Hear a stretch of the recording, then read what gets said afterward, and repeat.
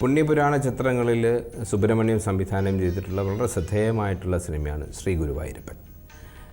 ഭഗവാന്റെ ദശാവതാരവും അതിനുശേഷം സ്വർഗാരോഹണവും എല്ലാം അതിനകത്ത് ചിത്രീകരിച്ചിട്ടുണ്ട്. ഒരു ഭക്തിസാന്ദ്രമായിട്ടുള്ള സിനിമയാണ്. ഇതിനെടുത്തു പറയേണ്ട ഒരു വസ്തുത എന്ന് പറയുന്നത്, യേശുദാസ് ഏറ്റവും കൂടുതൽ ഭക്തിസാന്ദ്രമായിട്ടുള്ള കൃഷ്ണൻ്റെയൊക്കെ പാട്ടുകൾ പാടിയിട്ടുള്ള ഒരു ചലച്ചിത്രമാണിത്.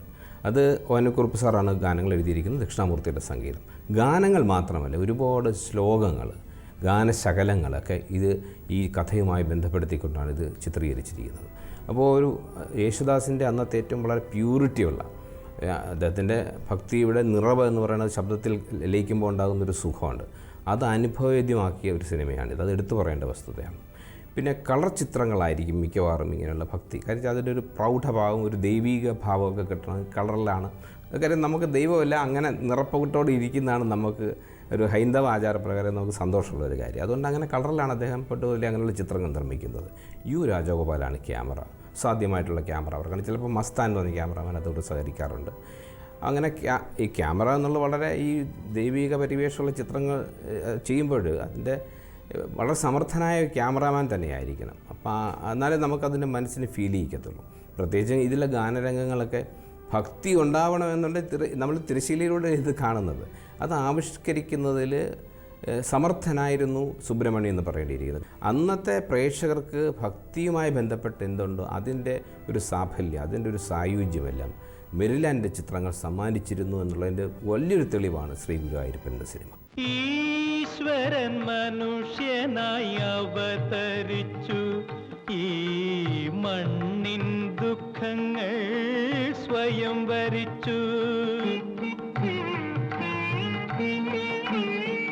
ഇരവും പകലും കരയും കടലും ഇടചേർന്ന ജീവിത കളിയരങ്ങിൽ ഈശ്വരൻ മനുഷ്യനായി അവതരിച്ചു, ഈ മണ്ണിൻ ദുഃഖങ്ങൾ സ്വയം വരിച്ചു.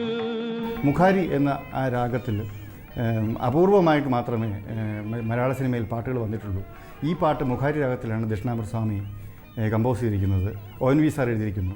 ONV ദക്ഷിണാമൂർത്തി ടീമിൻ്റെ വളരെ അപൂർവം ഒരു സംഗമമാണത്. വളരെ ചുരുക്കം മാത്രമേ അവരുടെ ഒരു കോമ്പിനേഷനിൽ പാട്ടുകൾ ഉണ്ടായിട്ടുള്ളൂ.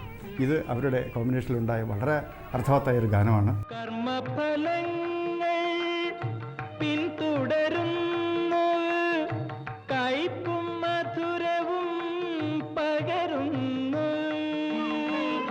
കർമ്മഫലങ്ങൾ പിന്തുടരുന്നു, കയ്പും മധുരവും പകരുന്നു.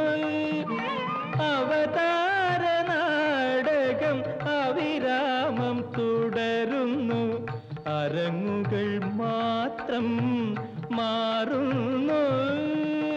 ഈശ്വരൻ മനുഷ്യനായി അവതരിച്ചു, ഈ മണ്ണിൻ ദുഃഖങ്ങൾ സ്വയം വരിച്ചു. ഈ പാട്ട് ഭഗവാന്റെ സ്വർഗാരോഹണത്തിന് തൊട്ട് മുമ്പ് വരുന്ന രംഗമായിട്ടാണ് ഈ പാട്ട് വന്നിരിക്കുന്നത്. വേറൊരു പ്രത്യേകത, ഗോട്ടുവാദ്യം എന്ന ഒരു വാദ്യം ഈ പാട്ടിൽ ഉപയോഗിച്ചിട്ടുണ്ട്. ഗോട്ടുവാദ്യം എനിക്ക് തോന്നുന്നു മലയാള സിനിമയിലുള്ള ഇത്രയും പാട്ടുകളുണ്ടെങ്കിലും ഗോട്ടുവാദ്യം ഉപയോഗിച്ചിരിക്കുന്ന ഈ പാട്ടിൽ മാത്രമാണെന്നാണ് എനിക്ക് തോന്നുന്നത്. എന്തായാലും ഈ പാട്ട് ഈ ഭഗവാന്റെ സ്വർഗാരോഹണത്തിന് തൊട്ട് മുമ്പ് വരുന്ന സീനായതുകൊണ്ട് തന്നെ നമ്മുടെ മനസ്സിലേക്ക് വളരെയധികം ആഴത്തിലിറങ്ങിച്ചേരുന്ന ഒരു പാട്ടാണ്.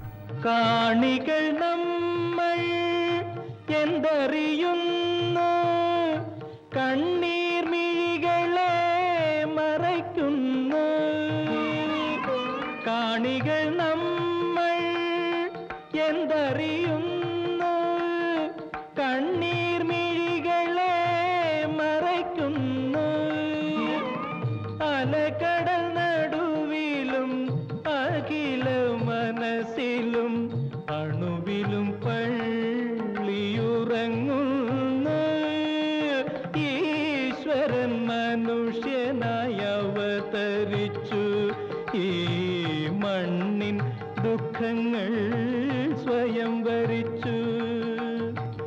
ഇരവും പകലും കരയും കടലും ഇടചേർന്ന ജീവിത കളിയ അരങ്ങിൽ ഈശ്വരൻ മനുഷ്യനായി അവതരിച്ചു. ഈ മണ്ണിൻ ദുഃഖങ്ങൾ സ്വയം വരിച്ചു.